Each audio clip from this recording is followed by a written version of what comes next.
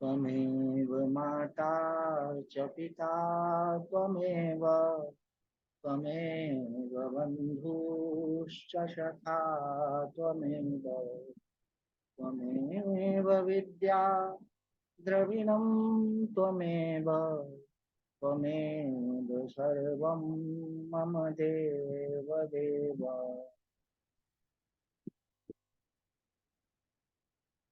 ॐ सहना भवतु सहनौ भुनक्तु सह वीर्यं करवावहै तेजस्विनावधीतमस्तु मा विद्विषावहै। ओम शांति शांति शांति। हम लोग पूज्य शंकराचार्य जी के तत्वबोध का अध्ययन कर रहे थे और अध्ययन करते करते हम लोगों ने ब्रह्म के या आत्मा के लक्षण को पहले देखा। उसके बाद यह देखा कि आत्मा और ब्रह्म दोनों एक ही हैं। और उसके बाद यह देखा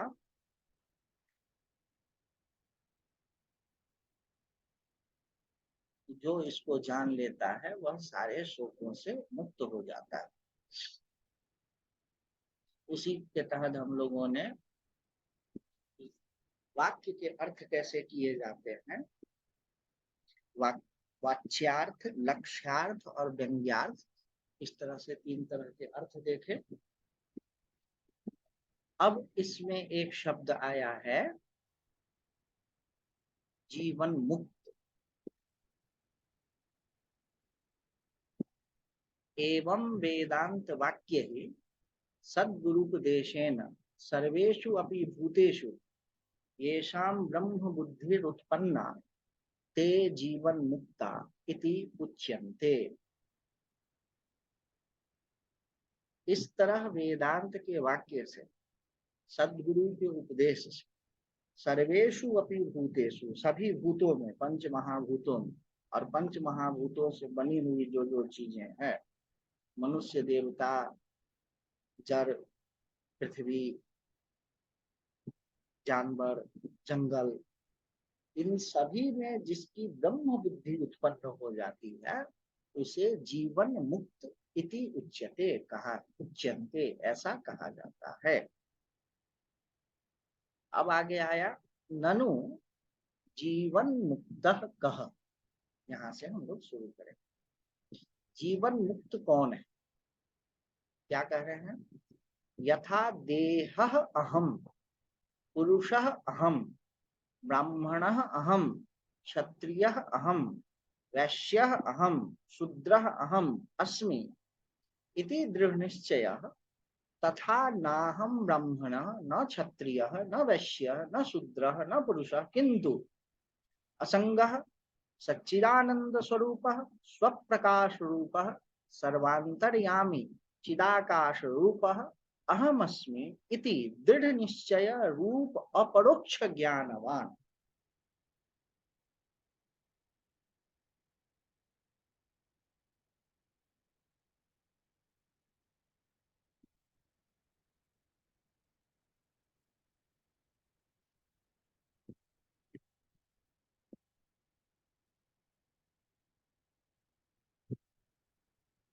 क्या क्या इन्होंने बता दिया? पहले इन्होंने बताया कि हम कैसे हैं, हमारी हमारी हमारी बुद्धि कैसे काम करती है। यथा देह अहम, मैं देह हूं, ये बुद्धि हम लोगों की दृढ़ बनी हुई है। कितना भी विचार कर लें कि मैं देह नहीं हूं, लेकिन ऐसी बुद्धि देह बनी हुई है कि कहने के लिए कह दें कि देह मैं नहीं हूं, लेकिन देह के लिए सुख सुविधा खोजेंगे, मकान खोजेंगे, जमीन खोजेंगे, और जितने भी संबंध हैं, यह भाई है, यह बंधु है, यह मित्र है, इसके बीच में हमें बड़ा बनना है, इसके बीच में हमें छोटा बन गया हूं, यह सब क्या है? देह के ही संबंध को स्वीकार करके ये सारी बातें होती।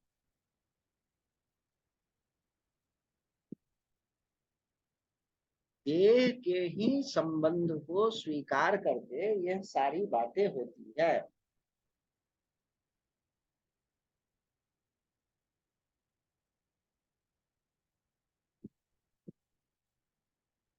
यह एक दृढ़ निश्चय है कि मैं देह हूं। उसी तरह से पुरुषः अहम, मैं पुरुष हूं। ब्राह्मण हम, जो ब्राह्मण है अपने को ब्राह्मण मानता है, क्षत्रिय मानता है, वैश्य मानता है, शूद्र मानता है, यह एक दृढ़ निश्चय है। उसी तरीके से ना हम ब्राह्मण, मैं ब्राह्मण नहीं, मैं क्षत्रिय नहीं, मैं शूद्र नहीं, मैं वैश्य नहीं, मैं पुरुष नहीं, यह सब नहीं हूं। तो क्या हूं? असंग, मेरा कोई संग नहीं, मेरे में कोई चिपकाव नहीं। सच्चिदानंद रूप क्या हूं? तो सत हूं, चित हूं, आनंद स्वरूप, स्वप्रकाश रूप। स्वप्रकाश का क्या मतलब हो गया?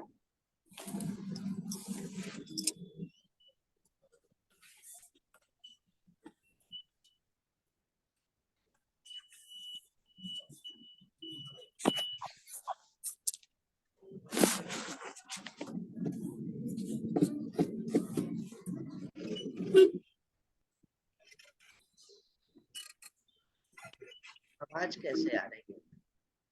स्वप्रकाश का मतलब हो गया जो अपने को भी जाने और अपने को जानने के लिए किसी अन्य की अपेक्षा न, और दूसरे को भी जनाए, वह स्वप्रकाश। खुद से खुद को जानने के लिए न तो आंख की जरूरत पड़ती है, न मन की जरूरत पड़ती है। आपका अपना होनापन, आंख की भी जरूरत नहीं पड़ती है और मन की भी जरूरत नहीं। इसको कहते हैं स्वप्रकाश। अच्छा, सर्वांतर्यामी। सर्वांतर्यामी का मतलब सभी के भीतर में बैठा हुआ। तो भीतर कहने से यह मत समझिएगा कि हमारे भीतर में एक प्रकाश रूप से आत्मा भीतर में बैठी है, दिल के पास में या माथे के पास में। या वो एक तरह के लोग होते हैं, वो कहते हैं आत्मा का स्थान भ्रूमध्य में। हम लोग ऐसे वेदांत में आत्मा को नहीं मानते हैं। मैं भ्रूमध्य में है तो बाल में कौन, हाथ में कौन, पैर में कौन? हमारा जो आत्मा है वो सर्वव्यापी है। किस तरह से? चिदाकाश रूप, चित ही आकाश है इस रूप से।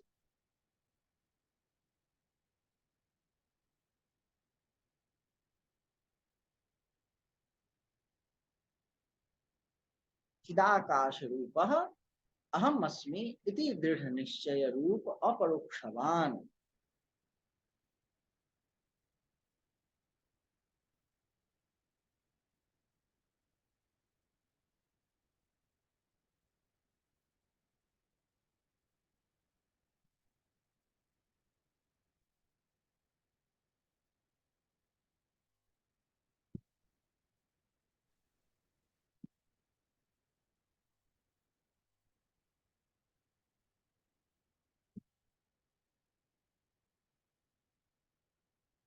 ये सब शब्द ऐसे हैं ना कि मन को कहीं और फेंक देते हैं। जिस तरह से आकाश सर्वव्यापक है, उसी तरह से मैं भी उसी तरह सर्वव्यापक हूँ, स्व प्रकाश रूप हूँ। इस तरह से जिसका दृढ़ निश्चय हो गया और कैसा अपरोक्ष अनुभव हो गया, अपरोक्ष ज्ञान हो गया।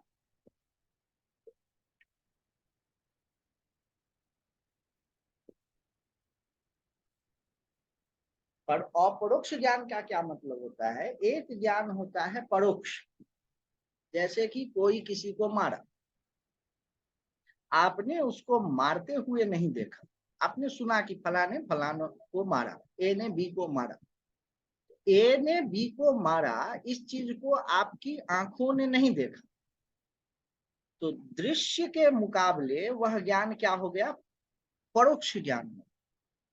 आपके आंखों से उसका कांटेक्ट नहीं है, वह क्या हो गया? अपरोक्ष।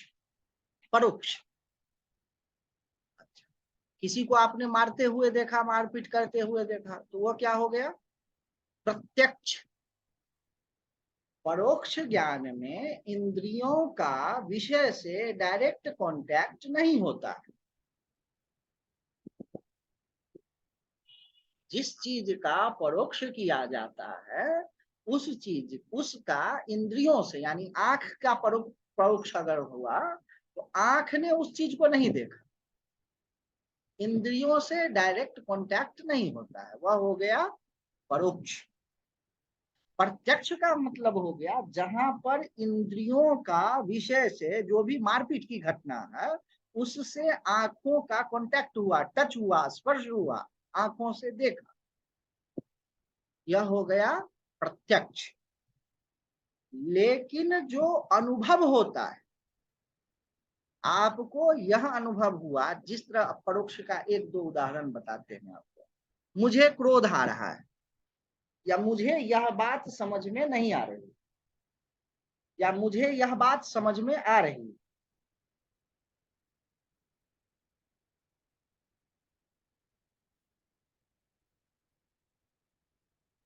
मुझे यह बात समझ में आ रही है या मुझे यह बात समझ में नहीं आ रही, यह आप कैसे जानते हैं?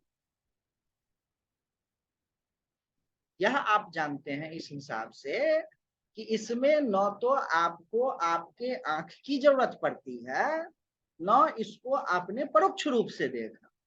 ये क्या हो गया? एक तरह का अपरोक्ष हो गया। इसमें न तो इंद्रियों के द्वारा देखा, न बीच में कोई चीज आकर के गैप आपको सुनाए। ये क्या हो गया? अपरोक्ष। यह ज्ञान हो गया अपरोक्ष। उसी तरह से जितने भी अनुभवात्मक ज्ञान होते हैं उसको कहा जाता है अपरोक्ष।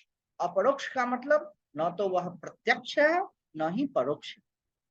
तो इस तरह का ज्ञानवान व्यक्ति जो कि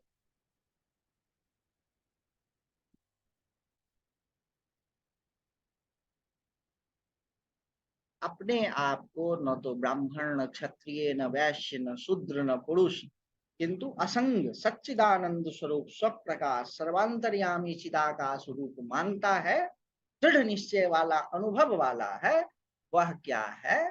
जीवन मुक्त है।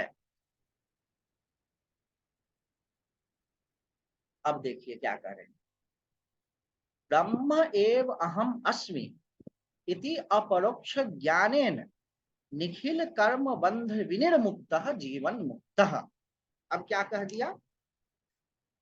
ब्रह्म एव अहम अस्मि, मैं ब्रह्म ही हूं, ऐसा जो अपरोक्ष ज्ञान वाला है वह क्या हो गया? निखिल कर्म बंध विनिर्मुक्त।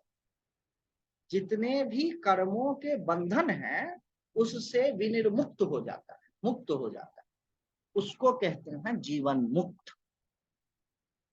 अब यहां पर आप यह समझिएगा, जीवन मुक्त केवल साइकोलॉजिकल फ्रीडम का नाम नहीं है।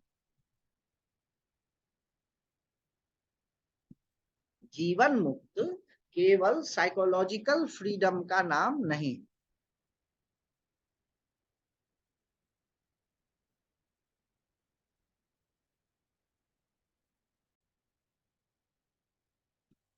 सामान्यतः जीवन मुक्त का मतलब आजकल यह आने लगा है कि ऐसे व्यक्ति जो कि साइकोलॉजिकली फ्री है, मन में क्रोध नहीं है, लोभ नहीं है, द्वेष नहीं है, ईर्ष्या नहीं है, ये अच्छे व्यक्ति की निशानी है, जीवन मुक्त की निशानी नहीं है। जीवन मुक्त का मतलब वह हो गया जिस पर कर्मों का प्रभाव नहीं पड़ता। कर्मों के प्रभाव का क्या मतलब हो गया? अभी देखिए एक व्यक्ति है, वो मीटिंग ज्वाइन करना चाह रहे हैं, नहीं आ रहा है। क्यों नहीं आ रहा है? कर्मों के फल के कारण।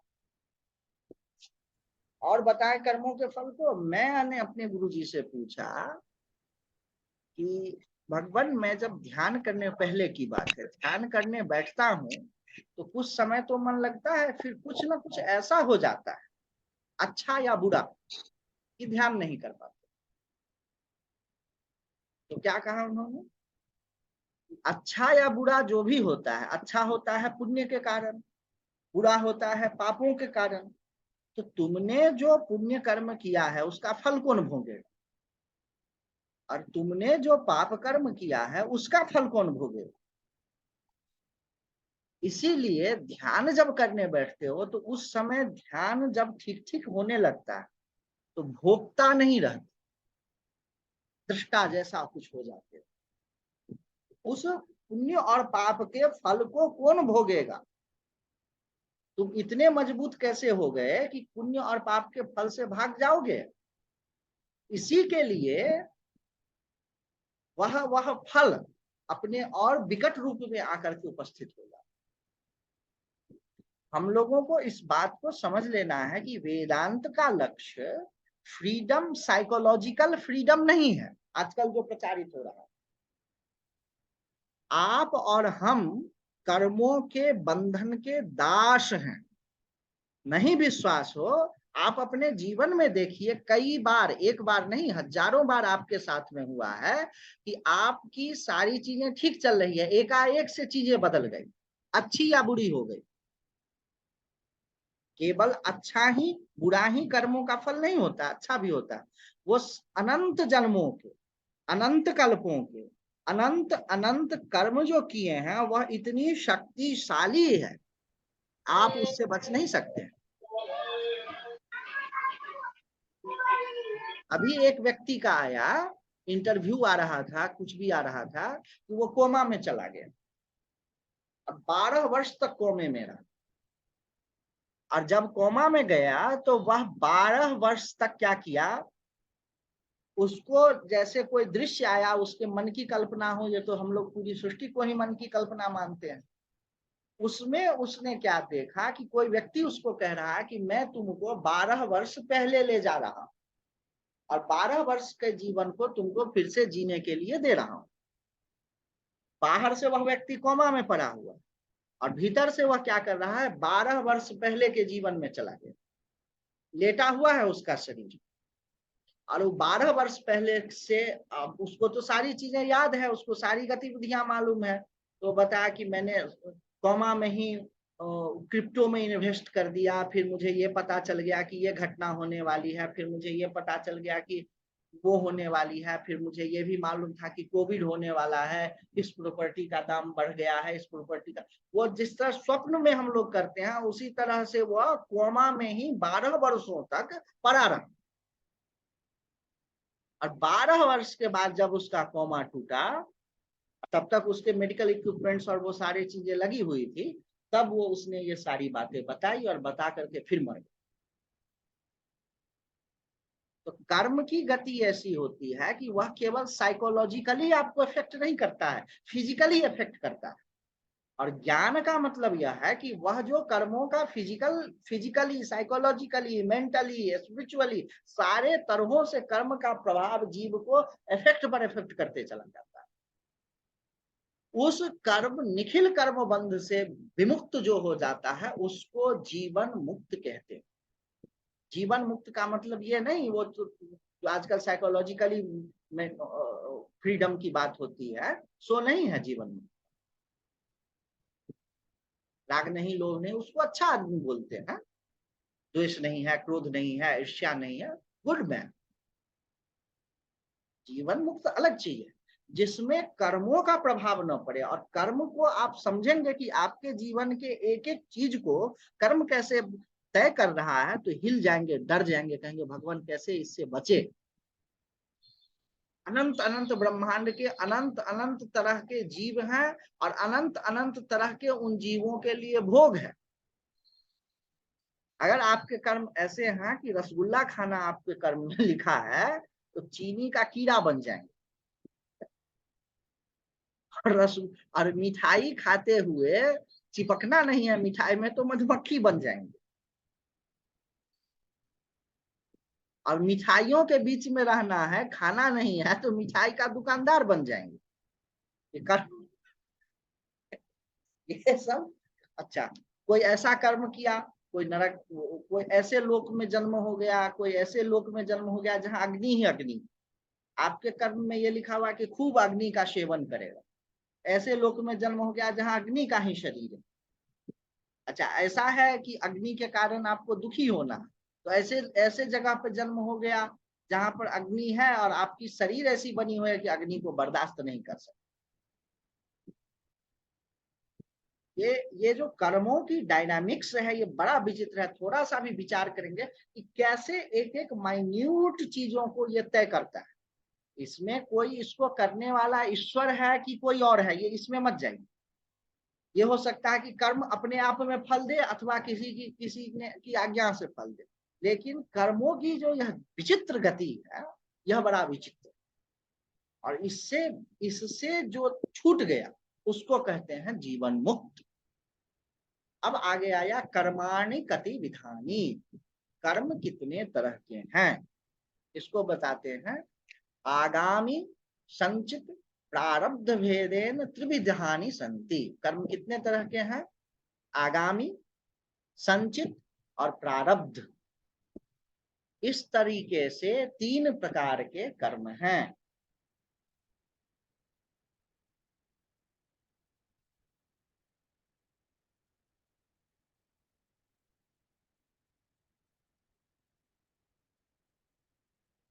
आगामी किसको कहते हैं?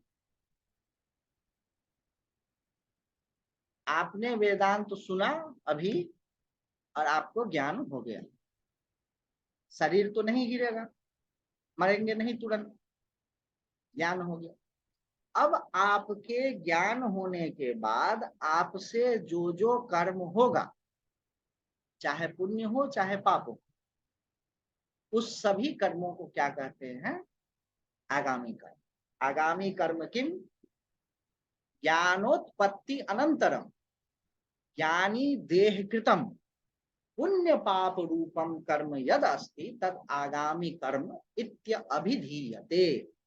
ठीक, आगे चलिए। संचितम कर्म किम? वही है संचित कर्म। अनंत कोटि जन्मानाम बीज भूतम सत यत कर्म जातम पूर्वोपार्जितम तिष्ठति तत्संचितम ज्ञेयम। अनेक कोटि जन्मों से बीज रूप का जो कर्म है, पूर्व पूर्व से उपार्जित जो बैठा रहता है, उसको क्या कहते हैं? संचित। अब तीसरा क्या है?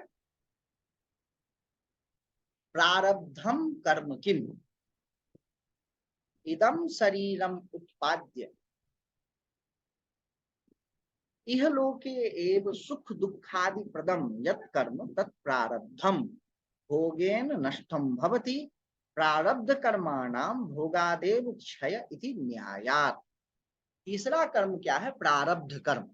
यह शरीर उत्पाद्य इह लोके। अब देखिए, प्रारब्ध प्रारब्ध को बहुत सुना जाता है, कहते प्रारब्ध में रहे, ऐसे भी उधर उत्तर प्रदेश तरफ कहते पलारब्ध, परालब्ध में जो, तो प्रारब्ध शब्द का ही अपभ्रंश है। क्या है? इदम, इसको बहुत सुंदर उदाहरण से कहा जाता है संचित कर्म और प्रारब्ध कर्म को। शंकराचार्य भगवान ने कहा है कि कोई शिकारी और उसके तुनीर, तरकस जिसको बोलते हैं, कंधे पे जो एक बास्केट टाइप की रहती है, उसमें तीर भरे रहते हैं। तुनीर में बहुत सारा तीर है, एरोज। और वो क्या किया, एक तीर उसमें से निकाला और शिकार पर छोड़ दिया। शिकार पर छोड़ने के साथ ही उसके मन में किसी कारणवश यह आ गया कि अरे यह मैं क्या कर रहा हूं, हिंसा कर रहा हूं, यह मुझे नहीं करना चाहिए। तो उसने अपना धनुष तोड़ दिया और तुनीर को जला दिया, सारे तीर तोड़ फोड़ दिए। लेकिन जो तीर उसने चला दिया उसको रोक सकता है क्या? नहीं रोक सकता, संभव नहीं। तो वह तुनीर में जितने तीर हैं वह सब क्या हो गए? संचित कर्म। और उसमें से एक तीर निकाल करके चला दिया, यह क्या हो गया? प्रारब्ध। हमारे जन्म से के साथ ही, या हमारा जन्म ही होता है प्रारब्ध कर्म को लेकर। जैसे तीर निकाल करके चला दिया, उसी तरह से प्रारब्ध का क्या मतलब हो गया? इस जन्म में आपकी गति चल पड़े। संचित कर्म तुनीर के रूप में पड़ा हुआ है। तो ज्ञान होने के अनंतर जो तुनीर में, तरकश में जितने तीर हैं, वह सबके सब क्या होंगे? खत्म हो जाए। लेकिन ज्ञान होने के बाद भी जो प्रारब्ध में, क्योंकि शरीर जो बना है वो प्रारब्ध कर्म के कारण बना है, और प्रारब्ध कर्म के कारण जितने भी कर्म जो प्रारब्ध को लेकर के, जिसको मतलब कि वो स्टॉक में से थोड़ा सा कर्म लेकर के, ईश्वर कह लीजिए या कर्म फल कह लीजिए या ऑटोमेटिकली इस शरीर के लिए जो कर्म चल पड़ा है प्रारब्ध, वह भोग से ही नष्ट हो। इसीलिए देखा जाता है कि संसार में जो ज्ञानी है उनको भी सुख और दुख होता है। क्यों होता है? प्रारब्ध जब जब वह उनका शरीर का निर्माण शुरू हुआ तो प्रारब्ध उस कर्मों के स्टॉक में से कुछ कर्म को लेकर के वह बनना शुरू हुआ। उन्हीं कर्मों से वह शरीर जो बनना शुरू हुआ, अब ज्ञान के अनंतर भी वह तीर चल चुका है, उसको अब भोगना ही पड़े। तो वो ज्ञानी का कोई शरीर अपना मन तो होता नहीं है, वह शरीर बना है, जिस जिस कारण से वह शरीर बना है वह कारण कंटिन्यूड रहेगा, और भोग करके ही वह कर्म, उन कर्मों का क्षय होता है। अब क्या है, इन चीजों को समझने से आपके मन में कुछ बातें होती हैं। सामान्यतः लोग सोचते हैं कि ज्ञान होने के बाद एकदम दिव्य हो जाएगा, जीवन में कोई दुख नहीं होगा, कोई ऐसा, ये सब बकवास बात है। फिर आप ज्ञान के सही अर्थ को नहीं समझ रहे, इसीलिए इन प्रक्रियाओं को समझना जरूरी है। ज्ञान का मतलब, रामकृष्ण परमहंस की जो सहधर्मिणी थी माँ शारदा देवी बोलती थी, ज्ञानी को सिंह थोड़े हो जाता, सिंह नहीं होता। कोई वैचित्र्य वैशिष्ट प्राप्त करने के लिए आपको तप करना चाहिए। ज्ञान तो ऐसी चीज है कि वो सृष्टि लीन कर देता है, प्रकृति लीन कर देता है। वैशिष्ट नाम की कोई चीज बचती ही नहीं है, विशेषण कुछ बचता ही नहीं। उन चीजों को ठीक ठीक एक्सप्लेन करने के लिए, ठीक ठीक समझने के लिए इन कर्मों को समझना जरूरी है, ताकि आपके मन में यह भ्रम न रहे कि कुछ वैचित्र हो जाएगा, कुछ ऐसा हो जाएगा कि ज्ञान हो गया तो सब, ज्ञान हो गया तो जो भोगना है वो भोगेंगे, लेकिन उसमें आपकी अहम मम बुद्धि नहीं रहेगी। ये मतलब आज इतने पर ही रोकते हैं, कोई प्रश्न हो तो पूछें और फिर उसके बाद कल करेंगे।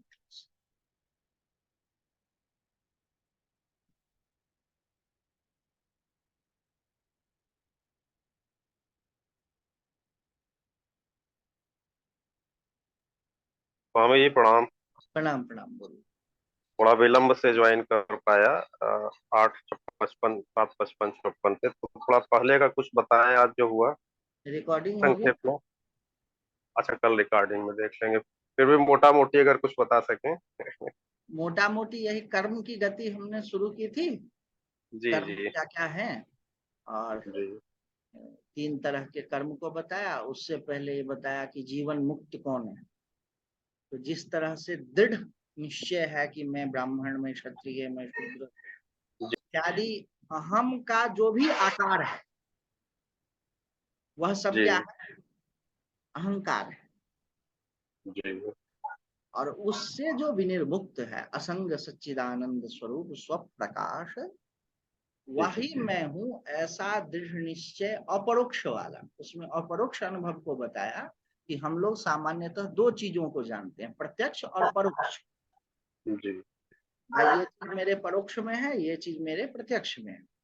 अपरोक्ष का यह मतलब होता है जो परोक्ष, जो प्रत्यक्ष भी नहीं परोक्ष भी नहीं। प्रत्यक्ष में अच्छा इंद्रियों का डायरेक्ट टच होता है, कांटेक्ट होता है। परोक्ष में इंद्रियों का डायरेक्ट कांटेक्ट नहीं होता। लेकिन अपरोक्ष में इंद्रियां रहती ही नहीं है। जैसे आप अपने क्रोध को कैसे जानते हैं? क्रोध को जानने के लिए आंख की जरूरत नहीं पड़ती है, दूसरे के क्रोध को जानने के लिए आंख की जरूरत पड़ती है। हम्म लेकिन आप क्रोधी, बहुत मुझे गुस्सा आ रहा है, दूर रहो, इसमें हम्म आपने अपने क्रोध को कैसे जाना? आंख से नहीं जाना, कान से नहीं सुना, नाक से नहीं सुना, हम्म एक इस तरह से जान लिया, अपरोक्ष रूप से जान लिया, इसको कहते हैं अपरोक्ष। और इसमें भी और गहराई में चले जाएंगे तो फिर वो हो जाता है साक्षात अपरोक्ष, जिसको अनुभव कहते हैं। उसमें मन की भी जरूरत नहीं पड़ती। इन्हीं चीजों को बताया, फिर कर्म को बताया। 3 तरह के कर्म क्या क्या है। इस कर्म को वस्तुतः कर्म और कर्ता ये सब कल्पित ही हैं। ये तो सारी चीजें वेदांत शास्त्र ही कल्पित शास्त्र है। लेकिन आपके दिमाग में एक कल्पना बैठी होगी कि ज्ञान होने के अनंतर ऐसा हो जाएगा, वैसा हो जाएगा, सिंह निकल जाएगी, जय जय होने लगेगा। इन सारी कल्पनाओं को मिटाने के लिए ये वेदांत शास्त्र की कल्पना की गई। संचित कर्म, आगामी कर्म, प्रारब्ध, इस कल्पना के द्वारा आपके मन में बैठी हुई जो भी कल्पना है, उन कल्पनाओं का निराश, उन कल्पनाओं को हटा करके और शुद्ध ब्रह्म में बैठा। धन्यवाद स्वामी जी।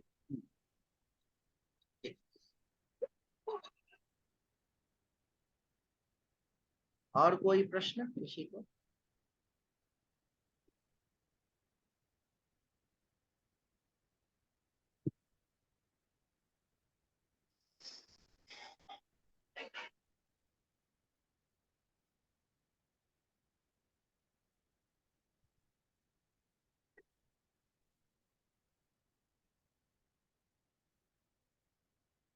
तो आज यहीं बंद करते हैं।